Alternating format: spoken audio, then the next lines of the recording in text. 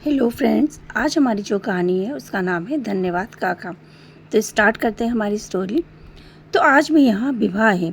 इसका अर्थ रात को तेज डीजे बजेगा और इस धम धम से केवल सारा क्षेत्र ही नहीं धड़धड़ाएगा बल्कि हमारा पेड़ भी ऐसे कांपता है, लगता है जैसे इसकी धमक से हमारा घोंसला ही टहनी से गिर जाएगा। ओहो, बच्चों के तो आज सहमे हुए से रहना होगा। संध्या के धुंधल के मैं अपनी चोंच में बच्चों के दाने दबाए हुए जब चिंकी चिड़िया अपने घोंसले में वापस आई तो विवाह स्थल के परिसर में मैं अपने इस घोंसले वाले पेड़ की लाइट की झालरों की तेज झिलमिलाहट और नीचे उद्यानों में बढ़ती हुई हलचल से परेशान होकर उसने मन ही मन कहा, माँ, लगता है आज भी रात को हम सो नहीं पाएंगे। बहुत तेज शोर शराबे से ऐसा लगता है कि हमारा नन्हा दिल निकलकर बाहर ही आ जाएगा। इतना कठिन होता है ना इन विवाह वाले दिनों में। हमें अपने घर से चैन से सो भी नहीं पाते, किससे कहें, और फिर हमारी सुनेगा भी तो कौन। इस विवाह परिसर के आसपास रहने वाले कुछ लोग भी यह नहीं कहते। इनके घरों में भी तो बच्चे हैं, बहुत जल्दी विद्यालय जाते होंगे। काका लोगों को भी तो सुबह अपने काम पर निकलना होता है। उनका घर भी तो इस डीजे की धमक से थरथराहट होता होगा। आजकल बारात भी कितनी लेट आती हैं।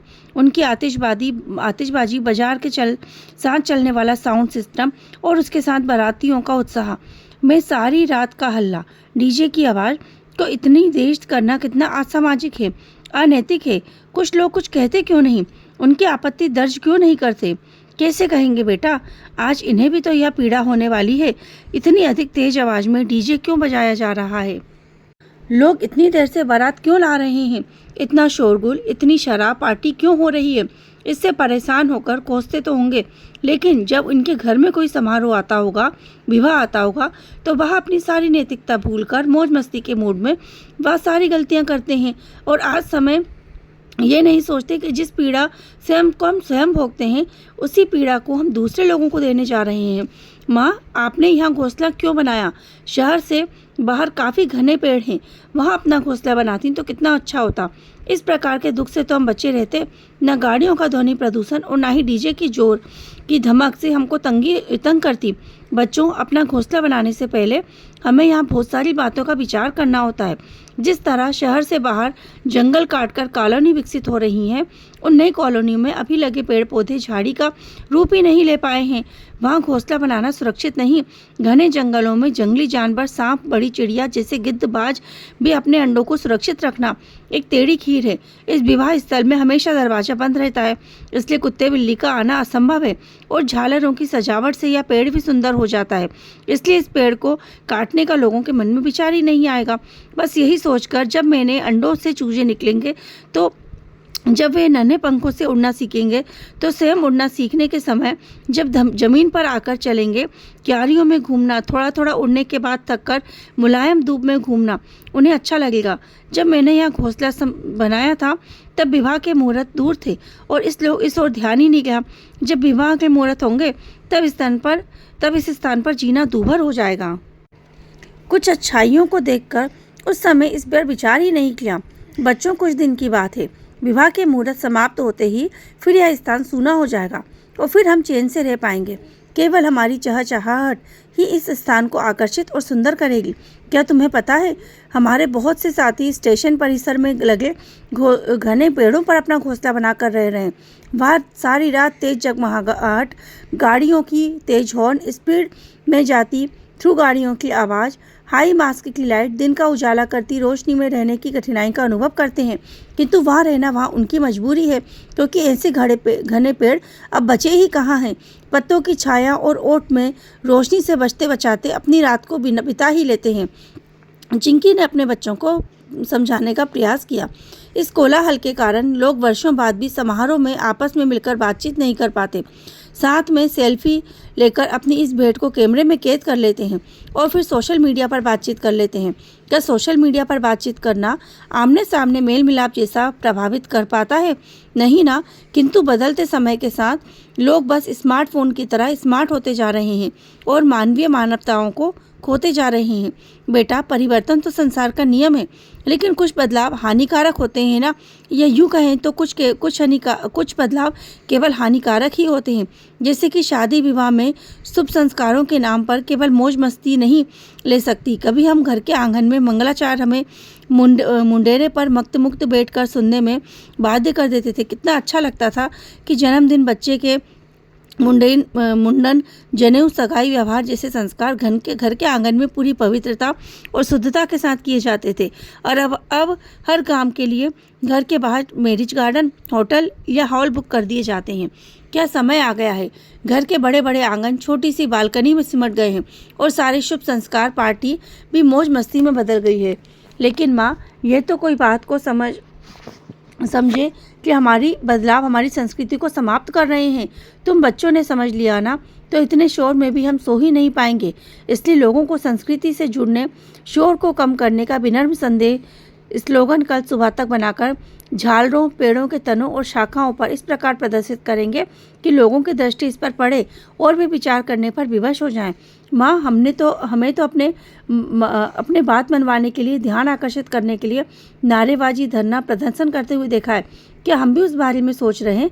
अरे नहीं बच्चों, शोर के विरोध, हमें तो शोर के नुकसान को शांति से समझाते हैं। हाँ माँ, यह भी ठीक है। आप स्लोगन बनाने में हमारी सहायता करें। उन्हें अवश्य चित्रों आदि से सजाकर उसमें रंग भरकर हम आकर्षण बना देंगे। तो बच्चों, मैं भी सोचती हूँ और आप भी सोचो। माँ, मैंने कुछ सोचा है। हमको शोर नहीं स्वीकार बंद करो, यह अत्याचार। गुनगुन के उतने उत्साह से कहा। अरे वाह गुनगुन, बिल्कुल सही सोचा है। ऐसा कुछ ही हमारे मन में आ रहा है। सुर के नाम पर असुर, लय के नाम पर प्रलय मत लाओ। शोर नहीं, अब सुख शांति अपनाओ। बढ़ता शोर मन में बेचैनी बढ़ देता है, धरती को ध्वनि प्रदूषण देता। छोटू ने भी तुक मिलाई। हम चिड़ियों की सुनो पुकार, शोर से बढ़ता मन में विकार। गुनगुन ने एक स्लोगन बनाया। अरे वाह, तो बच्चों, जल्दी से इन्हें लिखकर पोस्टर बनाते हैं और हमारे विनम्र विरोध का असर अवश्य होगा। सुबह तक तीनों ने रचनात्मक कार्य में व्यस्त हो गए। अब उन्हें शोर बेचैन कर एक सृजनकर्ता बना रहा था। सुबह होने से पहले वह आकर्षक जरूरी संदेश के साथ 10 स्लोगन पोस्टर बना चुके थे। इस उत्साह के कार्य के कारण, रात भर जगने के कारण छोर चिड़ियों की चिड़चिड़ाहट से भरी थकान भी नहीं दिख रही थी। तीनों के प्रयासों से पूरे पेड़ पर उन पोस्टर्स को इस प्रकार लगाया गया कि उस आसानी से गार्डन में आने जाने वाले लोग पढ़ सके और उन्हें कोई फाड़कर नष्ट भी ना कर सके। सुबह अलग ही दृश्य था। सभी चिड़ियाओं के बनाए पोस्टर्स को आश्चर्य के साथ सभी ध्यान से पढ़ रहे थे। वहाँ विदा होगी और बारात भी मनी मन संकल्प ले चुके थे कि अब शादी में डीजे नहीं बल्कि सुमधुर धुन बजाएंगे। विवाह स्थल के मालिक ने जब पोस्टर्स को देखा तो आश्चर्यचकित होकर आत्मग्लानि से भर गए। मैंने इन मासूमों की पीड़ा के बारे में तो कभी सोचा ही नहीं। वे क्या कहते, चुपचाप वहाँ से चले गए। और हाँ, किसी को फ़ोन पर धीमे स्वर से निर्देश देते हुए अवश्य दिखे। चिड़िया के परिवार का निराश हो गए और हमारा सारा प्रयास ही व्यर्थ लगता है। माँ, लगता है इन काका जी को हमारी बात और विरोध पसंद नहीं आया। वो यूं ही चले जा रहे हैं। गुनगुन ने थके और उतावले शब्दों में माँ से कहा। चिंकी भी निराश होकर सोचने लगी, इस प्रकार तो बच्चे निरुत्साहित हो जाएंगे। लेकिन कुछ देर बाद देखा तो विवाह स्थल के मालिक के पास एक व्यक्ति आया। एक फोल्ड किया हुआ बैनर उसके सामने खोल दिया। गार्डन के मालिक काका और उस व्यक्ति ने उस बैनर को इस प्रकार पेड़ के पास लाकर प्रदर्शित किया कि चिड़िया रानी का परिवार शांति से पढ़ ले। बैनर को पढ़कर दोनों बच्चे ताली बजाकर प्रसन्नता से नाचने लगे। तीनों गार्डन के मालिक के पास जाकर चहचहाने लगे, मानो उनको आनंदित होकर धन्यवाद दे रहे हों। उस बैनर पर विवाह स्थल बुक कराने वालों के लिए आवश्यक और कड़क नियम लिखे गए थे। परिसर में आतिशबाजी चलाना मना है।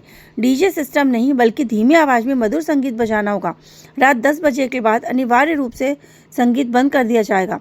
रात 11 बजे के बाद परिसर का 50% प्रकाश कम कर दिया जाएगा।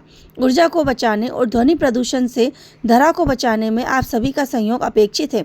कुछ ही पलों में इस निर्देश के पोस्टर को कार्यालय के बाहर 2 युवक चिड़ियों के बनाए पोस्टर को पेड़ों पर मजबूती से टांग रहे थे, जिससे विवाह स्थल में समारोह में लोग उपस्थित केवल नियम कठोरता के साथ उन निर्देशों का पालन करें, नहीं बल्कि नन्ही चिड़ियाओं की विनम्र गुहार को समझें और शोर शराबा ना करें। अब गुनगुन और छोटू माँ के कहने से पहले ही एक पोस्टर बनाने और सजाने में व्यस्त हो गए थे, जिस पर लिखा था, धन्यवाद काका। तो आज समझा हमने हम लोग शादी में किसी भी पार्टीज़ में इतना शोर शराबा करते हैं, हम लोग अपनी मस्ती में गुल रहते हैं, लेकिन क्या कभी सोचा है कि इससे आसपास के लोगों को कितनी प्रॉब्लम्स होती होगी। या तो इस प्रकार के गार्डन जब हम बनाएं तो उसे इस तरह से दूर रखा जाए बस्ती से, शहर से, ताकि वहाँ कोई आसपास घर ना हो लोगों के।